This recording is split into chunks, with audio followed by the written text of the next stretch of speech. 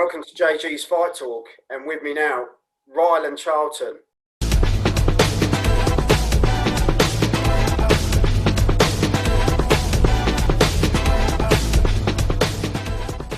How you doing, Rylan? I'm very well, thank you. How are you? Yeah, really good, thanks, mate. It's all Good. happening behind you. Yeah. It's all been going nuts at the minute. It's all good though. It's all good. Yeah, you got brand new house to sort out and all the rest of it. That's not It's all, or is it? it's all just bit of a building site. I mean, it's fun. I'm enjoying doing the renovating kind of things, but I'm not the best handyman in the world. So I'm kind of winging it. I'm watching all YouTube videos about how to do stuff, and it's going all right so far. So yeah, we'll see. Oh, changing room episodes and stuff like that. Yeah, pretty much. Yeah. Oh mate, it's mad. Well, if we look back, I don't want to look back too much at your old fight, but absolute cracker, had pretty much everything in it except the win that we wanted you to have. Yeah. I mean, it was a tough fight. It's just me stepping up to that weight, the welterweight. It was just too much for me. And to be honest, Marku did pull out a good performance there. Out of all of his other performances, he's never boxed like that. So yeah, he done himself proud really for that performance. But I'm sure if I was a full-fledged welterweight, he wouldn't have got up from when he went down. Yeah. Great shot as well, mate.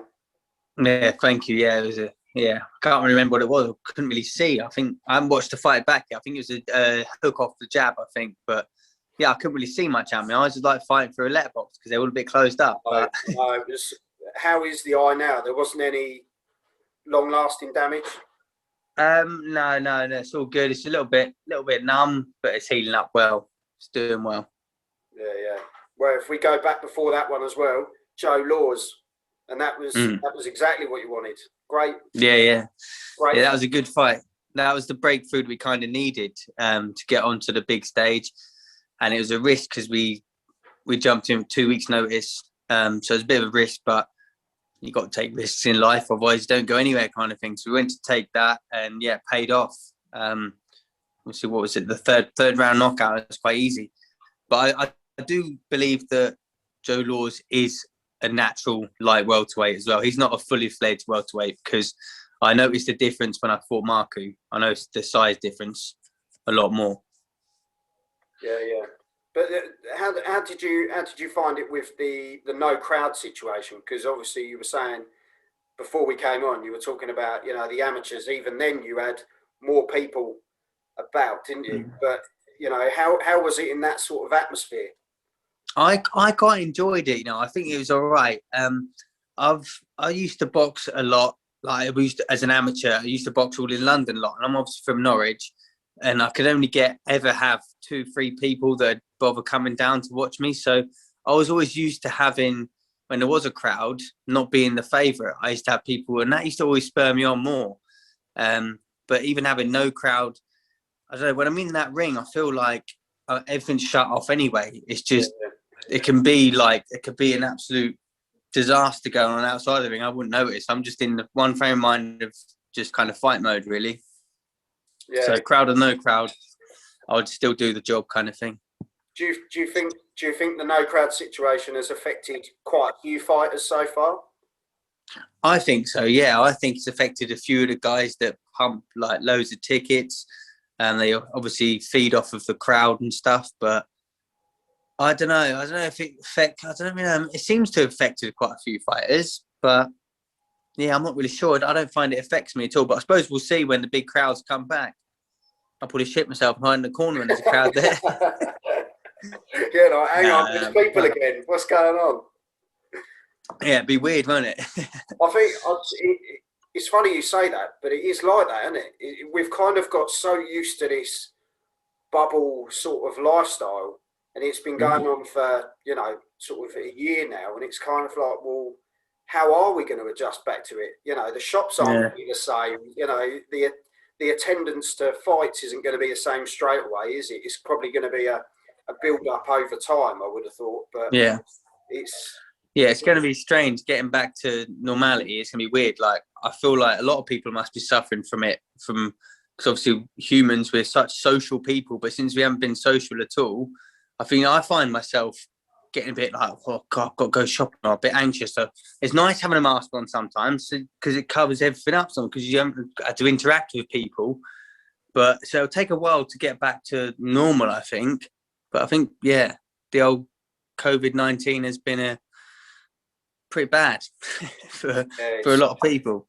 Yeah, it's been one of those times where everyone's in the same boat, aren't they, across the whole world? And that's the weird thing with it all. But hopefully we're going to start returning back to a bit of normality soon, and we can, people can feel a bit safer, and the jabs can start.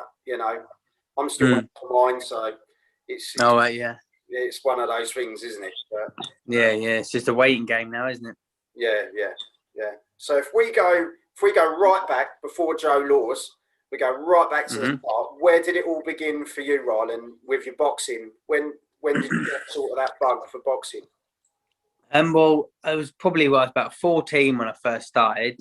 It was just a group of me and about 4 or 5 friends. Let's just go down the local boxing club, and yeah, they kind of stuck at it for a couple of weeks, and I ended up just sticking at it. And my friends eventually dropped off and didn't continue, and I just continued it. I've always loved fighting and been really hyperactive, and I'd never if I was play fighting with my friends, I'd never stop. But I'd always just keep going. And as a kid, my mum would be like, just stop, just have 5 minutes. And I'd be like, I'll be wanting to keep going. So I wanted to learn how to fight properly as well and defend myself and stuff. And yeah, it just went from there. And then I had a first amateur fight at 17. And then I ended up talking about 50 odd amateur fights. And I didn't really focus on my amateur boxing as much as I should have done. I used to work quite a lot as a chef. So I'd be doing like silly hours sometimes in the kitchens. So all I'd be doing, I'd have probably about 5-6 fights as an amateur boxing season. Then I'd shoot off traveling. It's when I got to 18, 19, I'd shoot off traveling, go away for 6 months, come back, have another maybe one year I chalked up 11 fights. Then I'd go away again for another 6 months somewhere else. And yeah, then I was doing that for a long time, long in my 20s. And then I thought I've got to come back and settle down and turn pro. And yeah, I've eventually done it. And yeah, here we are. We're doing well. Yeah. Other than the other day. Yeah, but like people say as well, that loss on your record, it's not the end, is it? No. Everyone talks about, it's almost become this, you got to look after the 0, keep the naught, don't lose it. But you look at a lot of fighters out there who, I don't think there's many really, apart from Mayweather and Joe Kawasaki, that I can sort of think of, that have really kept it and went out on the high, Yeah, it's a bit overrated, I think, having that. Because, I know some people from the city I live in that have got unbeaten records, but they've never boxed anyone. And it's like, you can keep an unbeaten record for as long as you want. But, I could have an unbeaten record if I continued to fight journeyman and just on the small hall boxing, but then I wouldn't ever progress. So you have to take risks. And in boxing, people that are in there to win as well, it's a complete different game. Yeah. It's a better game. It's the proper game. It's how it should be. None of these journeyman kind of thing, and just building up a unbeaten record. It doesn't get you anywhere, I don't think. But no, you think you took that punt, you took that risk against Joe Laws, 2 weeks' notice. It paid off. You then signed with Matchroom. You then jumped in with Marku. It might not have worked out how you wanted it to, but your name is now out there, and that's the thing, isn't it? People didn't. Yeah. People, when you went into that fight, and with the outcome of it, people still turn around and went, "I'll tell you, that Charlton, he can fight. He's got some nuts, that bloke." And I tell you, that is what people are going to remember. They don't think, that look what happened. They think. he had the nuts to get in there and fight a guy that's actually being looked at as one of the dangerous ones, and you put him on his ass. So hats off, mate. Do you know what I mean? It's it's it's good. It's a risk, and plus you've got to get in there and know what you can do, kind of thing. 'Cause if you never get tested, you never know how far you can go. So yeah, you've got to test yourself, definitely. Yeah, and like you were saying, you don't want to go through your career being one of these people that retires at say 19, 20 and 0, and then but they never go, boxed. who did you fight? And then you show them who you fought, and they go, I ain't heard of any of them. Yeah, exactly. Yeah. So you want to fight the best people out there and see how far you can go, kind of thing. So what's next for you then, Rylan? Sorry, you're sweeting your tea. That's all right. Next meet is just wait and see what Eddie's going to offer me, because he did give me a message after the fight, which is nice of him to say, well done, great fight, and just said we'll go again at 140, so light welterweight. So yeah, I'm looking forward to getting down to my actual weight, and then hopefully we go again for the summertime. That's what I'm planning for. Just wait and see what Matchroom and Eddie want to do with me, really. Yeah. Is there anyone at light welterweight that you think, I fancy a dust up with him? No, I don't really know anyone at light welterweight.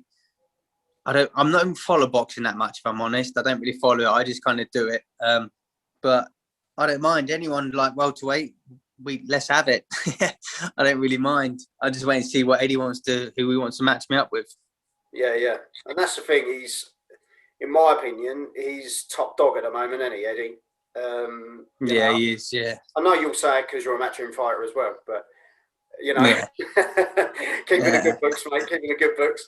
Yeah, definitely. Yeah, he's brilliant. But but no, he is, isn't he? He's leading the way. The thing he did with, basically his back garden. Do you know what I mean? What a spectacle that was. Yeah, I know. It was good. He smashed it, didn't he? Absolutely smashed it. And now he's literally spreading worldwide, isn't he? So yeah, he's doing very well. I know he's in talks with a lot of people and a lot of places, and speaking of that side of things, where do you think the Fury and Joshua fight will take place? Because I know a lot of people have been saying, they'd love it over here, which it would be amazing, wouldn't it? But yeah, it should be. It should be in England. 2 English fighters. They should be having the fight in England, but they'll go to wherever the money is, and that'll probably be Dubai or something like that. Probably be in Middle East and somewhere. I don't know really, but I'm not sure. Either way, it'll be a good fight. Yeah. What way can you see it going? I think Fury will have it. You never know in heavyweight boxing, because of one punch can change it all, and Joshua is a puncher, so yeah, one punch can change it. But I think as boxing skill goes, I think Fury's got the ability to outbox him. But yeah, I think, as you say, it depends on how they both approach it, isn't it? If they go to, Tyson's going to wind him up something chronic, isn't he?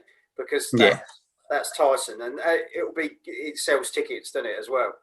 But I think if they stand toe to toe, I think could be interesting. Could be interesting. But no, it could be. I mean, Joshua could blow him out really quickly because he's got the power, he's got the size. So but like you said, Fury will be getting under his skin during the old press conferences and all that stuff. Yeah. We've obviously got another big fight before that one, which is Dillian Whyte and Povetkin. How do you sort of see that one going? Because it's going out to good old Gibraltar, which is a bit of a random one. Yeah, it is, isn't it? It's a random one. I think White's going to have it this time. So I didn't see the fight, but I saw the highlights of it. But he was outboxing him before he got knocked out. So I feel like he'll be a lot more cautious now. But again, at that weight, the heavyweights, you never know. One punch can change it all. Yeah, it's exciting, isn't it? Especially at the moment. It's going to be. It's one of those where, as you say, one punch, and the next minute you're in a title fight, and it's but No, I wish you all the best, Rylan. I think, you know, Lovely. you're a top bloke, and I think, you know, when I saw you against the Joe Laws fight, and I thought, now this guy's got something. He's got something special. And then Matchroom signed you, and I thought, bleeding it, you know, I'm in the wrong business, so I should have signed him. But just need the money. But yeah.